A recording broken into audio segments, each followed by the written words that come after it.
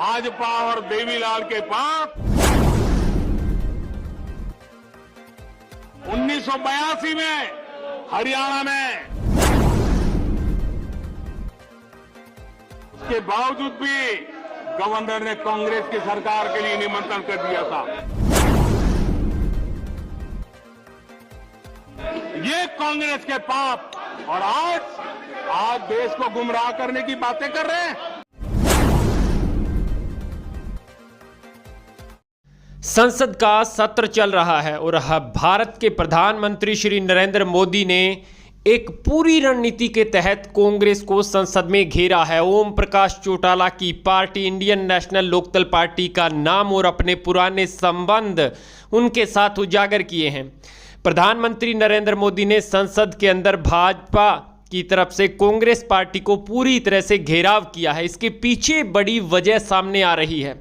दरअसल आपको बता दें, चौधरी ओम प्रकाश चौटाला तीसरे मोर्चे का ऐलान कर चुके हैं। कांग्रेस पार्टी की भी उसमें सहभागिता रह सकती है और यदि कांग्रेस पार्टी के साथ तीसरा मोर्चा पूरे देश के अंदर बनता है तो फिर भाजपा के लिए खतरे की घंटी बजेगी।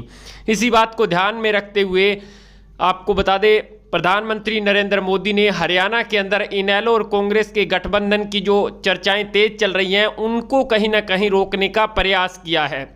वहीं प्रधानमंत्री नरेंद्र मोदी ने कहा कि 1982 के अंदर जब भाजपा और चौधरी देवीलाल की जो पार्टी थी उसको पूरी तरह से प्रीपोल चुनाव से पहले ही उनका गठबंधन था और उनको बहुमत मिला था, लेकिन राज्यपाल महामहिम ने कांग्रेस पार्टी को सरकार बनाने का न्योता दिया। उन्होंने कहा जो कि कानून के बिल्कुल खिलाफ था और कांग्रेस पार्टी कानून की बात करती है। दरअसल आपको बता दें, हरियाणा के अंदर चौधरी ओम प्रकाश चौटाला तीसरे मोर्चे को लेकर के लगातार चर्चाओं का बाजार गर्म है। यदि तीसरा मोर्चा बनता है तो कांग्रेस और इनेलो एक साथ आएंगे, जिससे हरियाणा के साथ साथ बहुत से राज्यों में भाजपा को सीधा झटका लगना लाजमी है।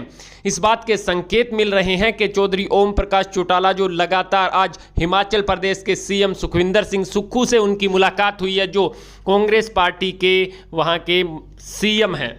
यदि इनेलो और कांग्रेस पार्टी के साथ साथ समाजवादी पार्टी, आरएलडी के साथ साथ ममता बनर्जी, आम आदमी पार्टी और इसके अलावा महाराष्ट्र की पार्टियां सामने आती हैं, तमिल की पार्टी सामने आती है, यानी कि तीसरे मोर्चे का जो अलायंस है वो पूरा का पूरा मिलकर के सामने आता है, तो भाजपा को 2024 लोकसभा चुनाव में भी रोका जा सकता है।